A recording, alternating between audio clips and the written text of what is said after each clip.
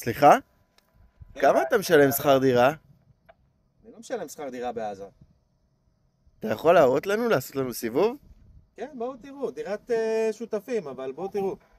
4 כיווני אוויר, מלא חנייה, כמה חנייה שרק רוצים. השכנים לא משהו. יש גם כניסה אחורית, 2 מחסנים. יש גם אינטרקום. בקר, תדליק את המזגן, אני עולה. זאת הכניסה הראשית. בדיוק שיפצנו את המדרגות. יחידת דיור ראשונה, מלא חלונות. נוף לים. מתחם אספרסו. בר אקטיבי. יש שומר בכניסה לנכס. בפנים יש עוד 3 חדרים, אבל קצת מבולגן, אז אני לא אכניס אתכם. תאורה דקורטיבית.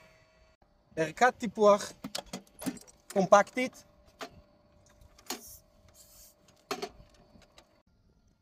האמת שאנחנו כבר מ-2007 עוברים דירות, עברנו הרבה מאוד דירות לאורך השנים.